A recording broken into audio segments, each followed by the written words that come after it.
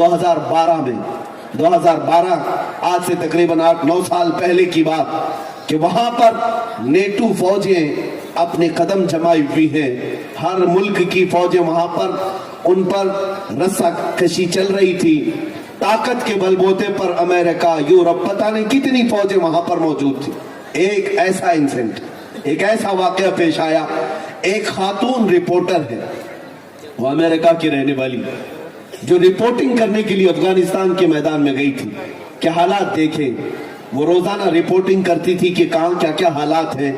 News वाली एक औरत, सहाफिया, लेकिन उसके साथ एक दिन हुआ ये कि शाम का वक्त था, वो एक जगह से अकेली आ रही थी।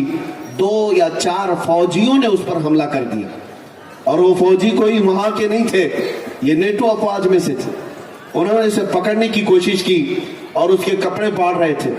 वो किसी ना किसी तरह अपनी हवस का शिकार उसे बनाना चाहते थे, लेकिन वो औरत ने चीख पुकार किया तो अचानक 2 नौजवान जो मस्जिद की तरफ जा रहे थे, मुसलमान थे, वो दौड़ते हुए आए। तो जैसे ही वो आए, वो फौजी अपने रास्ते चले गए, क्योंकि इज्जत का मामला था, आवाज उठने लग गई थी। 2 ही नौजवानों ने उस खातून को पकड़ा और ले जाकर के एक कमरे में बिठा दिया। वो चेहरे वाले थे, टोपी वाले थे, नमाज के लिए जा रहे थे। अब ये खातून लिखती है कि हमारे फौजी जो हमला किए थे, थोड़ी देर के लिए मुझे कशमकश थी, लेकिन उससे ज्यादा डर तो ये अफगानी मुसलमानों से था मुझे।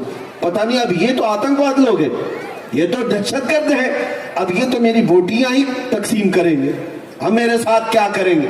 वो खातून कहती है, डरी सहमी हुई अपने कमरे के अंदर बैठी रही। दरवाजा बंद था, रात का वक्त हुआ तो अचानक दरवाजा खुला, खाने का एक बर्तन अंदर किसी ने किया और फिर दरवाजा बंद कर लिया।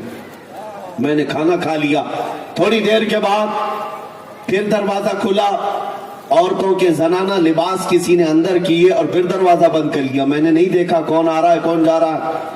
खाना भी आया, कपड़े भी आए, मैं उसी कमरे में खाना भी खाई, कपड़े भी पहने। दूसरा दिन आया, बराबर वक्त पर दरवाजा थोड़ा खुलता और खाना आता, फिर बंद हो जाता। यही वो 2 नौजवान थे जो हर वक्त खाना पहुंचा रहे थे, लेकिन दरवाजा खोलकर देख नहीं रहे थे। दूसरे दिन शाम के वक्त उसके सफारत खाने से, उसके मुल्क की एम्बेसी से कुछ जिम्मेदार लोग आए और दरवाजा खोलकर उस खातून से कहा, हम तुम्हारे मुल्क की सफारत खाने से आए हैं, क्या तुम्हारे साथ कोई हादसा हुआ।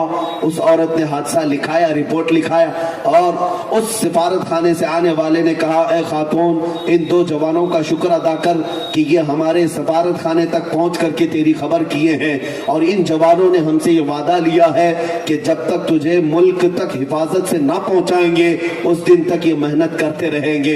वो खातून कहती है, मैं इन जवानों को न जानती थी न पहचानती थी, न इनसे मेरा कोई रिश्ता था, न कोई नाता था, लेकिन इन्होंने मेरी इज्जत की हिफाजत की। यहां तक कि वो खातून अपने मुल्क पहुंची और उसके बाद उसने अखबार में एक आर्टिकल लिखा था, आज से 8-9 साल पहले की बात कर रहा हूं।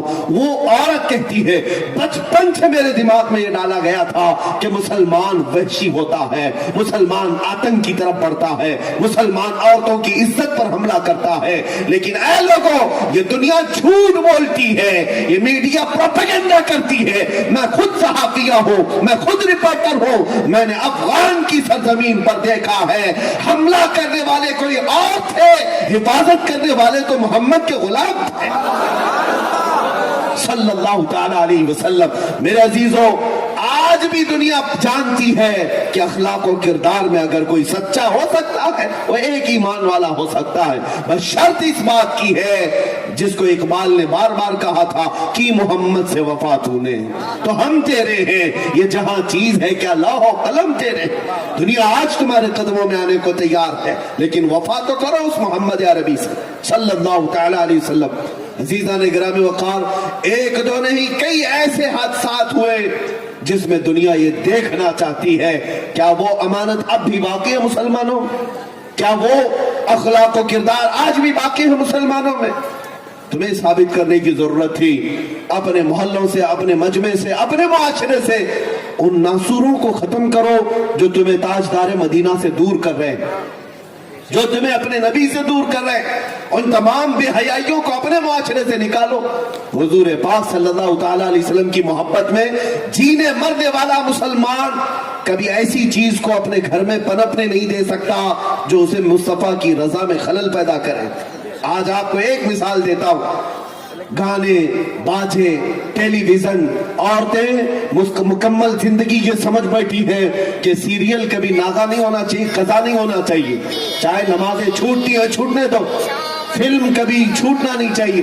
نوجوان بچوں کے حالات یہ کہ رات کے وقت ان کے ہاتھوں میں موبائل آیا اور گیم کھیلتے کھیلتے صبح ہونے لگ گئی، فجر کی اذان اور نماز کی طرف دنیا کے متقی چلے گئے، لیکن یہ رات بھر گیم کھیلنے والا اپنے بستر پر پیر پسارے سو گیا، اسے احساس تک نہیں۔